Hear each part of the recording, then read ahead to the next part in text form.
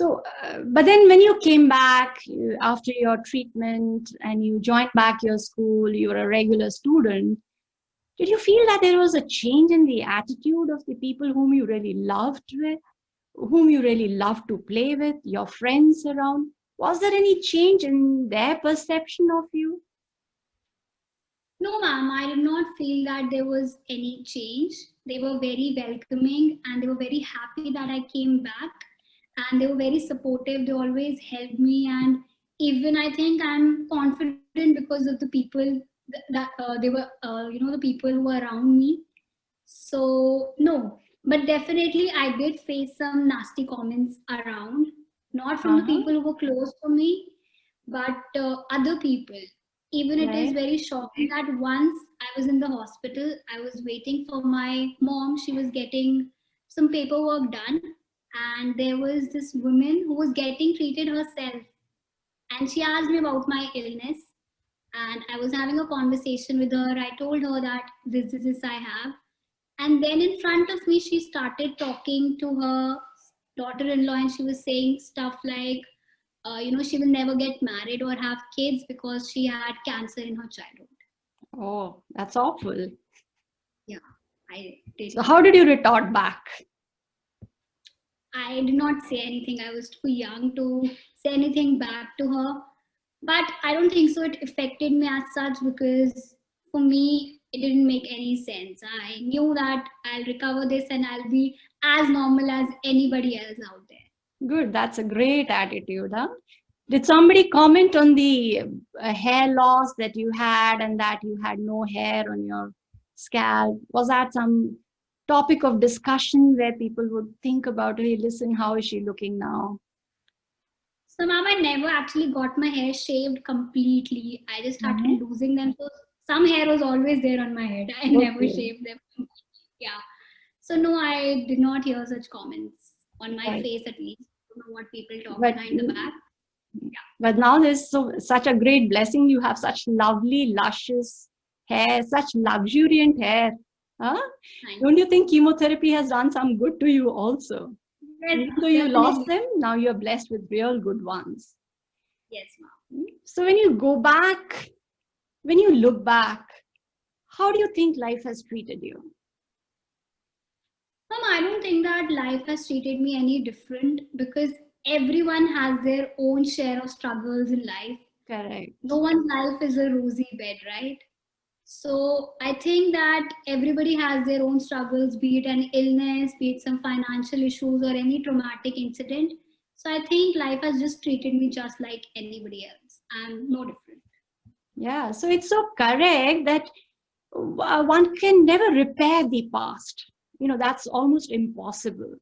So one should be prepared to construct the future, which is to some extent predictable. So there's no point brooding over the past. So whatever has gone has gone. So now you should look ahead to the future ahead. So when we look at December 2011, that was a great milestone in your chapter when you were declared cancer free. So, what in your view is the most precious thing in life? Ma'am, everybody is after money, success, and beauty. But after fighting cancer, after losing my hair, I did understand that beauty is definitely temporary. It can be taken away from you at any point of time. So, Great what for thought. me is precious is my physical and mental health. If you are Wow. physically and mentally healthy, then only you can enjoy these pleasures, this beauty, this success and money. If you don't have that, you will never be able to enjoy such things. Lovely thoughts, Sanya. You can be a great philosopher. So, Thank you, ma'am. the most precious things in life are those which we actually don't see. Yeah, you cannot see with your physical eyes, like love, gratitude. You just have to feel them. So, what's your mantra of handling tough times? Since you have gone through so much, what's the mantra that you want to share with people who are going to listen to you? Firstly, I think it is very natural to be scared or have fear during tough times, but I never let my fear stop me from moving ahead. I also get scared, But after a while, I just take a deep breath and I say to myself that I have to do it regardless the tough thing. So this is my number one mantra that I follow in life, is that I will never let my fear stop me from moving ahead. Wow. So the hardest battle, as we said, it's given to the strongest soldier. So you are one of them. Huh? So tough times, tough situations build strong people in the end. And so one should never give up. I think that's a Definitely. great mantra that we should all hold on to. Have you become more spiritual? Have you become more philosophical after you have had so much of traumatic experiences in the past? I don't think so that having cancer has made me more philosophical or spiritual, but definitely I've started to value life more. I don't think so I did value life that much at that time. And I've started to enjoy the little moments in life and little things in life. I've started to enjoy them. Yeah. That's beautiful. But God's plans are always beautiful.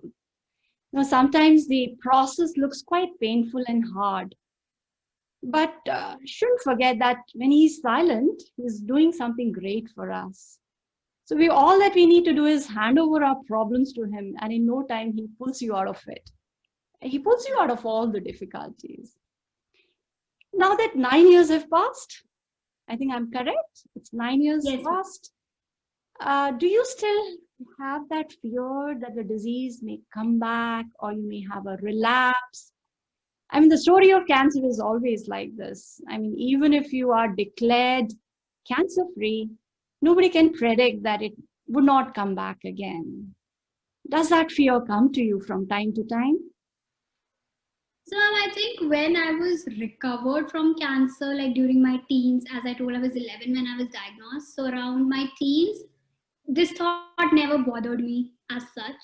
But as I'm growing, I'm seeing what poor lifestyles we all are indulging in, increasing pollution, or how common cancer has become. It does hits me on some days that maybe I can have a relapse. But it's Mhm. not like a constant fear that is there. But yeah, I won't say that I've completely forgotten that I had cancer. So, in the entire journey of fight with cancer, who do you think has been your constant support? I think definitely my family and my relatives have been a constant support. They have made sure that I'm happy and contented throughout my treatment. Since we were not allowed to eat outside food, my mom has made every food on the planet at home so that I don't feel missed out, that I'm missing out something. And Wonderful. definitely my friends. So yeah, these people have been a constant support, and I feel really blessed to have them in my life. Yeah, so they stand, by you, what we say as mirrors and shadows. The family Definitely. stands like mirrors and shadows. That is, mirrors never lie and the shadows never leave you.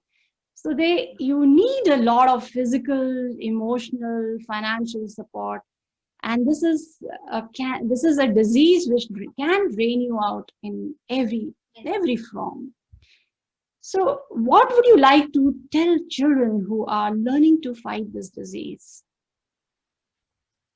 Firstly, I would like to tell them that all these changes that they're going through, be it losing their hair or having scars or fluctuating weight, all of this is temporary. All you need to focus is to, fight this battle, because at the end, cancer will not define you, only your strengths will define you. So it's just a bad day, my friend, not a bad life. Good, good. Wonderful to hear that.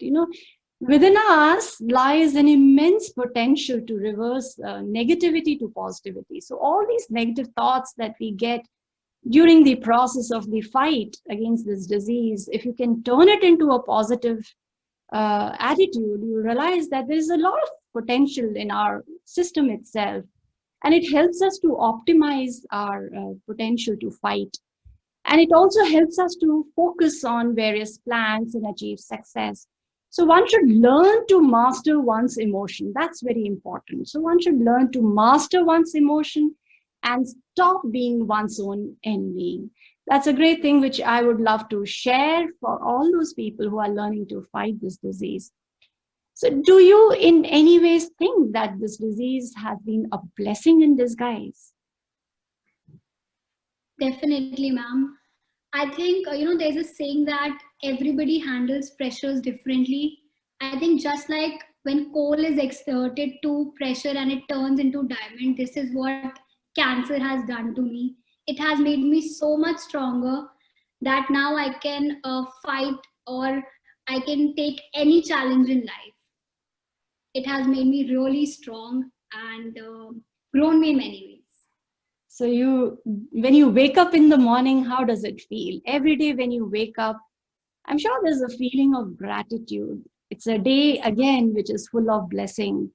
And when you look beyond the past and the present, there's something which you always look forward to, and that's a better future. So one should appreciate hard times, because sometimes they become just another chapter in our success story. Now, the entire world is the entire world is going through what we call as the COVID pandemic, and that's changed life of many of us. So how's life been during the lockdown? Are there certain restrictions on you because you've been a cancer patient? Do people tell you, listen, don't go here, don't eat out, don't engage yourself too much in social activities? Has there been a lot of pressure on and restraint on your movements? I don't think so that there has been any restrictions because I have been a cancer survivor as such, but definitely I'm taking my precautions just like anybody else because everyone is at the same risk of developing COVID 19. But Correct. definitely, the thing that I feel is that now the life is not as carefree as it was. There's a constant worry, and I think that is the major change that has happened to me. I don't think so that I'll be able to live life as free I used to. There's a constant worry of COVID-19 going around all the time. Right. And it's something which everybody is experiencing it for the first time, and we can see a lot of impact that it has had on the entire world. So in the end, Sanya, how would you like to sum up? If you had one wish, and what would that be? Ma'am, I don't think so. It will be very hypothetical to say that, suddenly one day cancer vanishes from the world. But I would definitely want to contribute as much as I can and make a difference in the life of people who are suffering from cancer. And for that, we at Rajiv Gandhi has an initiative called Ashai. We the survivors have created a support group so that we can help the patients who are on treatment and off treatment. So I think we can. I hope that we can make this initiative big and create some difference in the lives of people. Wow, wonderful, Sanya. Wonderful talking to you. It was indeed a pleasure, and I just loved all that, your thoughts, such lovely thoughts that you have. And thank you once again. Thank you. Children are quite Thank you so much, resilient. ma'am. Children are quite resilient. The potential within them is far greater than the obstacles that surround them. One bad chapter in life doesn't mean that the story is over. It may lead to a beautiful destination. So face every problem with a smile. It may not change your problem, but it can change the way you go through it.